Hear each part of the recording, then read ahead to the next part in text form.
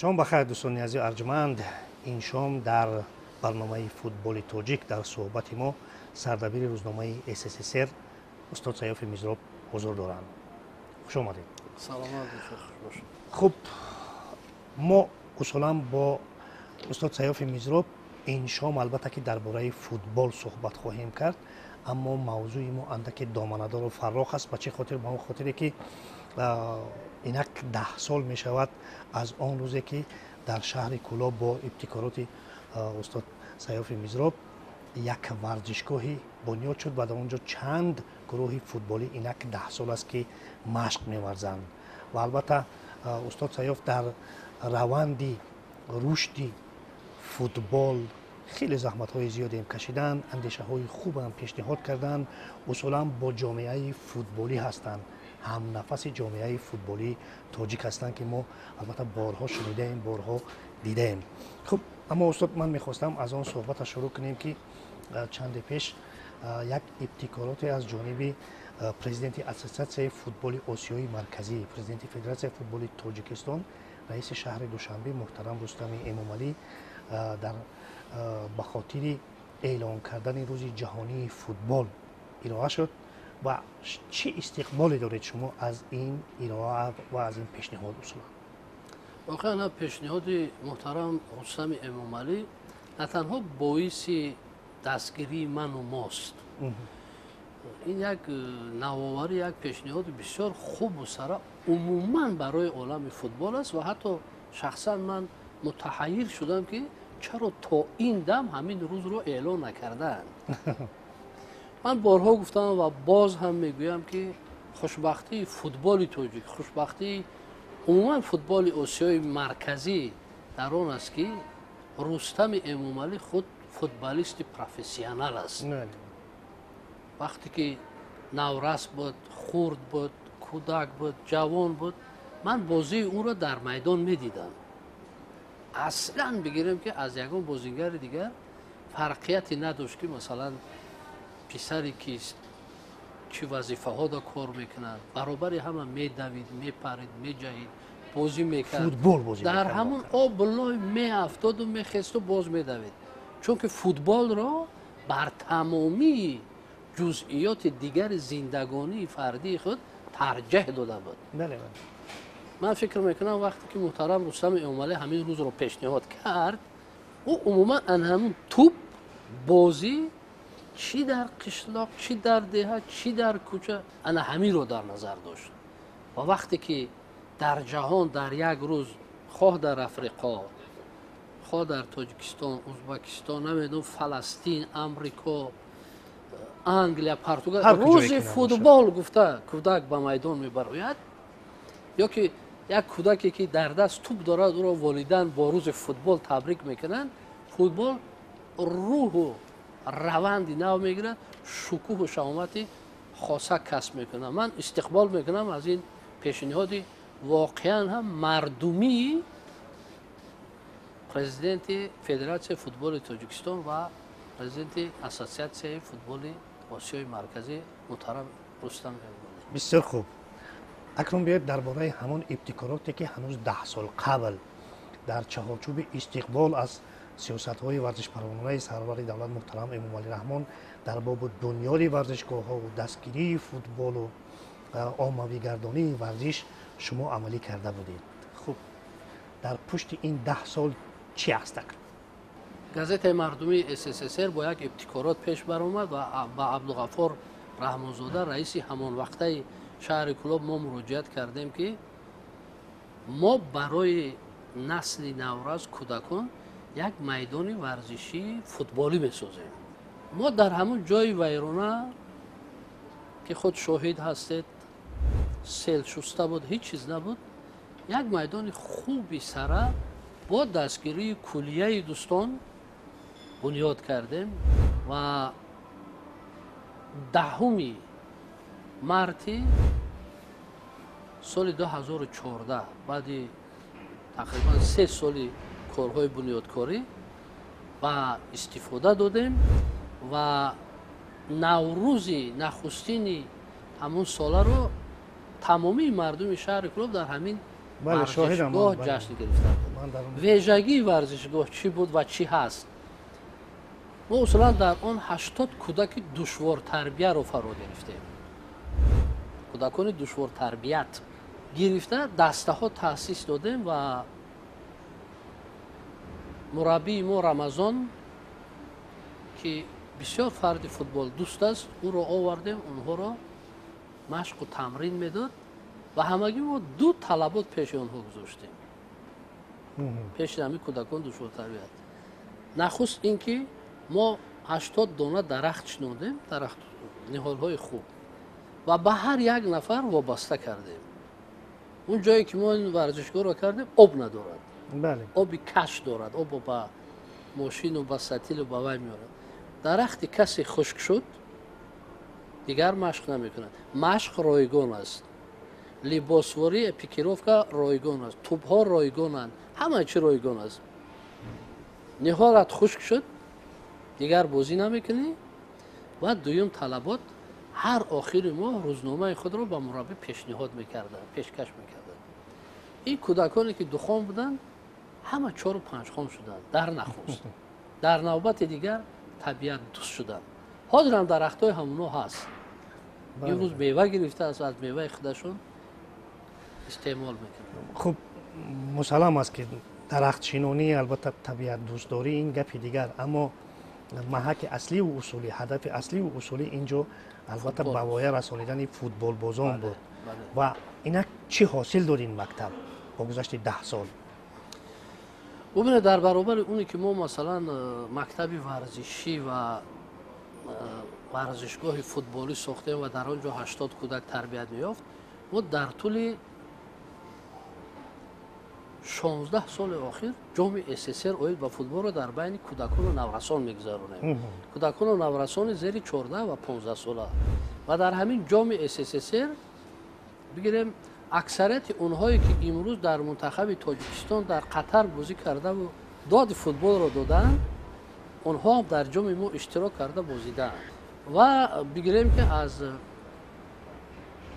варзишгоҳи СССР дурро намегирем, пасро намегирем, имрӯзро мегирем ки 5 тан аз тарбиятгирандагони маҳз варзишгоҳи СССР ва дастаи футболи СССР, футболи мардумии СССР 5 нафар дар ҳайати ҷавонони равшани кӯлоб бозӣ мекунанд ва аз онҳо 2 нафари дигар дар ҳайати асосӣ ҳам бозӣ мекунанд. яъне ки оҳиста оҳиста ҳар коре ки мешавад қадам ба қадам бояд шавад. мо намегӯем ки мо ин 80 нафарро тарбият мекунем, онҳо дар 1 сол, 2 сол ё 10 сол 80 футболист тарбият карда шавад. аслан ин гуна нест.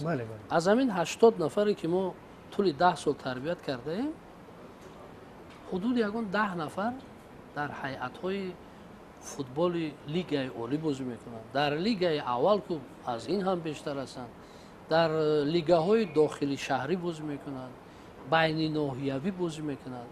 муҳимтар аз ҳама мо мардумро ба футбол наздик кардем ва футболро бармардем. ман то ҷои шоҳид ҳастам дар ҳамин мусобиқаҳое ки ҷоми рӯзномаи СССР баргузор мешуд, на танҳо ки дастаҳои маҳаллӣ аз шаҳри Кӯлоб, балки бинед ки аз Душанбеву аз Суғду аз Дарвоз ҳатто даъват мешуданд, аз Панҷакен даъват мешуданд. яъне пушти ин чӣ буд? бубинед, яке аз сабабҳои калидие ки чаро мо ҷоми СССР-ро роҳандозӣ кардем чӣ буд? агар нек дар хотир дошта бошед, дар соли 2008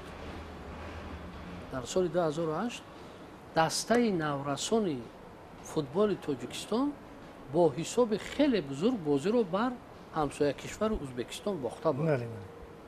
мо таҳлил кардем ва таҳлилҳо нишон дод ки байни кӯдакону наврасон ягон сабқат мусобиқа нест, ягон чемпионат нест. кӯдакон миёни ҳам гоҳ-гоҳ ҷамъ шуда мебозанду баромада мераванд. масалан туби чармин буд, аз байн рафта буд. мусобиқаҳои вилоятиву масалан мусобиқаҳои ҷумҳуриявӣ аз байн рафта буданд. хуб дар шаҳрҳо шояд байни деҳаҳо ягон сабқат мешуд, байни мактабҳо, аммо мусобиқаҳои сатҳи профессионалӣ дар байни кӯдакону наврасон набуд.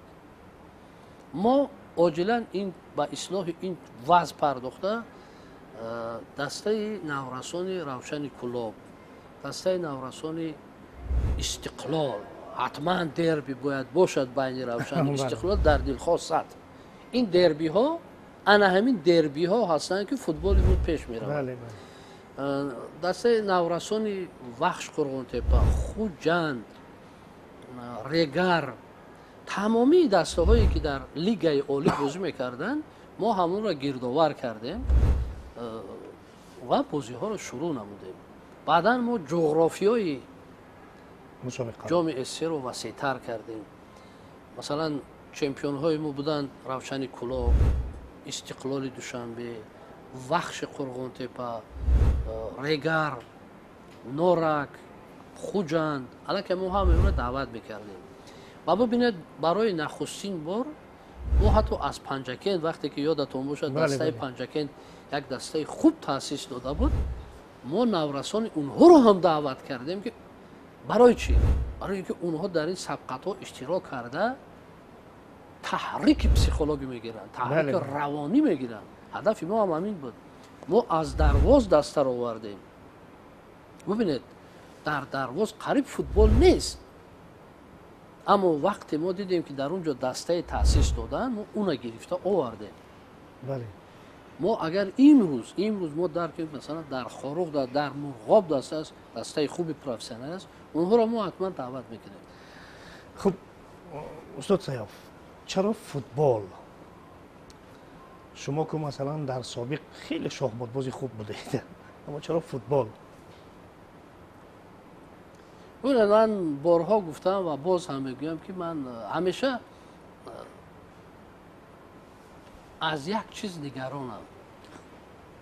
мабодо ман ягон рӯз нестам ва ин рӯз рух медиҳад ва ман масалан чемпионати ҷаҳонро дида наметавонам оид ба футбол, чемпионати аврупоро дида наметавонам, ҳамаш оид ба футбол. ва ин садоқати шумост? ин садоқати ман ба футбол аст. ягона дилбастагие ки ман дорам дар ин дунё баъди он хешу табору наздикону дигару дигар фикр мекунам футбол дар ҷои аввал меистад. дилгармӣ ҳеҷ кас аз ман наранҷад. ман ҳамеша ошкоргӯ ҳастам. футбол дилбастагим, хобби аст, балки ишқи аввалини ман ба зиндагонӣ ана ҳамин футбол аст. ва ман футбол бозӣ мекардам дар ҳайати дастаҳои кӯчагӣ, дар ҳайати мунтахаби мактаби рақами 6 овозадори шаҳри Кӯлоб, дар ҳайати факултаи журналистикаи Ленингради шаҳри Санкт Петербург ман бозӣ мекардам, аммо ин бозиҳои профессионалӣ набуданд. ин садоқате ки ба Зенити Санкт Петербург доред аз ҳамон ҷо манша гирифтааст. Зенити Санкт Петербург мисли ки барои бархеҳо Спартаки Москав аст, он ҳам як муҳаббат аст, як ишқ аст, як дилбастагӣ ҳаст ва ман ҳар вақте имконият даст дод бозиҳои хонагии Зенити Санкт Петербургро Петербург рафта тамошо карда бармегардам ва кӯдаконамро ҳам агар имкон бошаду дӯстони питерии ман даъват кунанд, ман бо худ гирифта мебарам. ман дар муносибати футболии шумо дар Тоҷикистон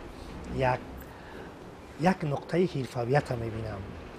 шумо аслан ки мухлиси дастаи равшани Кӯлоб ҳастед дар Тоҷикистон, аммо муносибататон бо дастаи ҳарифони ҳамешагӣ равшан, хуҷанд, истиқлол, ҳосилот хеле профессионалӣ аст. ҳаст мутаассибини футбол, фанатҳои футбол ва ҳастанд мухлисони воқеии футбол. ман вақте ки ба равшан мухлисӣ мекунам, агар равшан футболи хуб намебозаду истиқлол хубтар мебозад, албатта ман маълул мегардам ки масалан истиқлол дастболо шуд ва аммо вақте ки ман мебинам ки инҳо яксару гардан хубтар мебозанд, ман ҳеҷ вақт хафа намешавам. мо бо роҳбарияти равшан дӯстии ҳасана дорем, муносибати хуб дорем ва хизмататон арз бикунам ки ман узви шӯрои муассисину садорати равшани Кӯлоб ҳам ҳастам. ва аммо вақте ки мо мухлисӣ мекунем, ман ба футболи хуб ва ҳасана албатта мухлисӣ мекунам. бубинед имсол мо тасмим гирифтем ки равшанро мустаҳкамтар бикунем ва бозингарони хеле хуб, масалан Дмитрий Павлишро аз Шахтёри Донецк овардем, Масауд Алҳасанро собиқ бозингари Удинезо ки дар Фаронса зиндагон мекард, ӯро овардем. нафари севуме ки ҳоли бояд бо дастаи мо пайваст шавад, Силва Матеуш нафаре ҳаст ки Матеуш де Силва нафаре ҳаст ки ҷоми Лигаи Чемпионҳои Аврупоро дар ҳайати ҷавонони зери 20 солаи Порту ба даст овардааст. Инҳо номҳо ҳастанд. бибинед вақте ки аз рӯи имконият машоихи араб Роналдо, Неймарро мебаранд, шукӯҳу шаомати футболро боло мебардоранд, мо аз рӯи имконият ва тавон اون نفرانی رو آوردیم که در وقتش نه کمتر ستاره پرجلوتر. بله. هر چیز رو در قیاس باید اندیشید. بازی آخران روشن رو اگر با حاصلات فرخار دیده باشید، یک چرا مدنیت قبول توپ وقتی که همین الحسن و پاولیش توپ رو قبول میکردن و توپ رو پرتاب میکردن، این میدونید این یک دستگاه عیونی بود. این مثل هست که مثلا هنرمندان اکتورهای قبلی مشهور گالیوود ها امروز پیر شدن و اما نقش های کلیدی شروع می‌بازند. یک دو پرتاب زیبای فوتبال باید زیبا باشد. بله بله. همدیگر فهمی همه اینها درس عبرت میشن. و ما میگویند که مثلا فوتبالیستان باید محلی رو تربیت کنیم. خوب در بر کی؟ عرب ها مردم نادان نیستند که رونالدو و نیمار و بنزما رو بردن. اینها همین با این وسیله تربیت میکنن جوانان. اینها 3-4 سال مونده است که جوانای خودشون که تربیت یافتن از اینها خلاص میشوند. بله. و آن روز دور نیست که در پورت و فرانسه و انگلیس عرب ها بازی کنند. انمو سیمولیانست و یا خود بهانه‌جویی خود رو عربا میپرتوفتن و پا میدوشن. ببینید قریب از بین رفته است. تاثیر کیست؟ بله بله. تاثیر رونالدو و کمپانیایو، تاثیر نیمار و کمپانیایو، تاثیر بنزیما ها و نگولا کانته ها هست. اونها نشان دادن که فوتبال چنین نیست. ما هم همین می آورده ایستاده ایم که بچه‌های ما در برابر همین ها خواهیم نخواهیم فوتبال مال اروپاست. بله. یاد گیرن. خوب بیت دیگر برای سری همون مکتبی روزنامه سیر بر بگردیم، سری همون ورزشگاه ها بر بگردیم. خوب آیا اطمینان نیست که دامنی همون مسابقه را فراخ بکنیم یا که یک جای دیگر چنین یک ورزشگاه بنیاد کنیم که خوب دیگر برای توانیم که چند نورس دیگری را تربیت کنیم؟ ببینید این سوال خوب است و سر این ما فکر هم کرده بودیم و اما همین سبزه صنعی که در ورزشگاه مرکزی شهر دوشنبه بود آن را گرفتن بر عوض کردن. این سطح دنیایی است. در این سطح رونالدو هم بازی میکند، مباپه هم بازی میکند، صلاح هم بازی میکند. خیلی صفت خوب دارد. صفت بلندترین اولیتر. همین رو جمع کردند و گرفته برده بر افشان کلاب دادن. امروز پگاه این سبزه صنعی رو در ورزشگاه اصلی نه، ورزشگاه کلاب آرینا که با ابتکارات دستگیری مالی حاجی شریف و ابتکارات ظفر حق نظر ساخته می شود. یگانه ورزشگاه است که سبزه صنعی نه، سبزه طبیعی در خوردی لیگ چمپیون ها و ایفکی فوتبال آسیایی دارد. و سبزه صنعی نداریم، اون سبزه طبیعی دارد. اما در پهلوی اون این سبزه رو میکشویند. در اکادمیا. در اکادمیا نیست. از مکتب ورزشی است و ما امید داریم که اون رو اکادمی کنیم. برای همین تصمیم صدارت کلوب فوتبالی روشن همین است که این سال مکتب ورزشی پروفسیونالی فوتبال میسازند و آهسته آهسته این رو به اکادمیا تبدیل میکنند.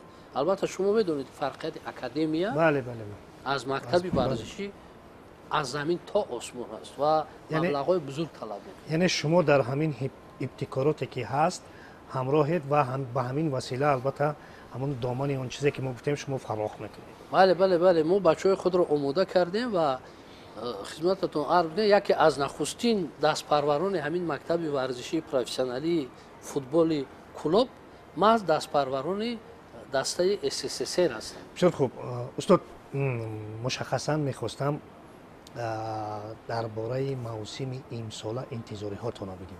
چه انتظاری هایی داریم؟ چون که با حد تمام میتوان گفت که امسال هم استقلال دیگر شده است، روشن کاملا دیگر شده است. بازی حاصلات رو دیدیم که چگونه دیگر شده است.